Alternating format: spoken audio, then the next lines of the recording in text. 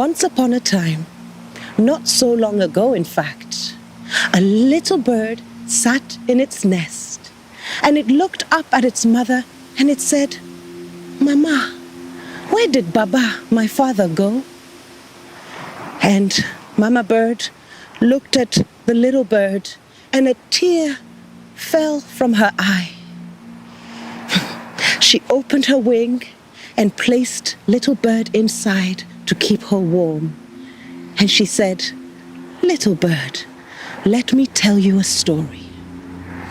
A long, long, long time ago, where we came from, there were birds of all types. There were birds with white feathers like ours, but there were also red birds and green birds and blue birds and multicolored birds. We all lived together and we had a wonderful leader. This leader had the longest, whitest, brightest feathers you'd ever seen. He was a good leader. Whenever we were to go on a long trip or build a new nest, he would guide us. And in return, we would tell him whatever we needed. One day, there was a rumor that the lake right by our nest was poisoned. Some of us believed the rumor, but our leader did not. He decided to go and check it out for himself. And so he flew all the way down to the lake. He looked at the trees and they looked exactly the same as they'd always done. He looked at the grasslands around the lake and they blew in the wind like they'd always done. And he looked at the water.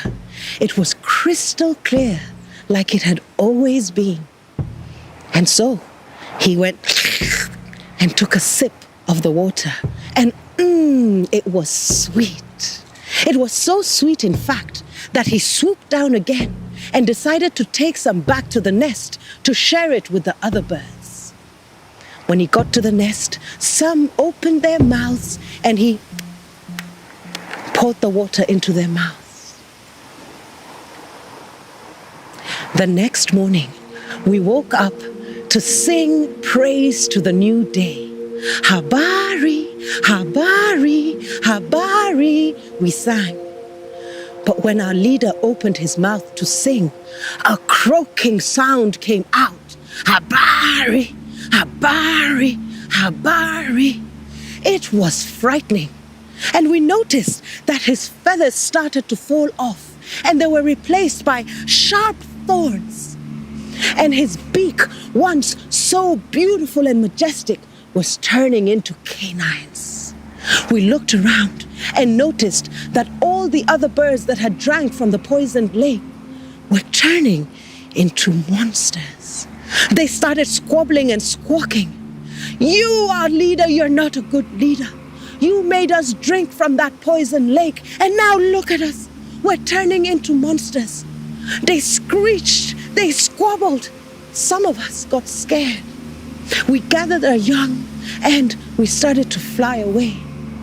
We flew over lakes and rivers, over mountains and valleys, until finally we found this beautiful tree. And here we built this new nest. Mama stopped her story there, and Little Bird looked at her and said, "But Mama, you still haven't told me, where did my Baba go?" At that moment, they heard a croaking sound coming from outside. Where? It's Baba. I'm back. Come away with me." They were so frightened. Mama looked at him. She could hardly recognize him. No, she said. "What do you mean, come with you? You want me to gather all these young and travel to a new land? Don't you realize you've become a monster? Wherever we go, we'll be chased away. People are frightened of you." Baba, he still loved Mama, and he tried to convince her, but she refused. And so he flew away on his own. As soon as he had left, Mama called all the other mama birds and she told them that Baba had appeared. It meant that their new home had been discovered by the monsters. And so they set off again on yet another journey. They flew and flew up in the sky, over lakes and rivers, over mountains and plains, until finally they reached a beautiful Iroko tree. And if you go to that tree today, you will still find Little Bird there, only she's just not so little anymore. And as for the monster birds, they flew back home, but they found that they had no family, they had no friends, and all the nests had been destroyed.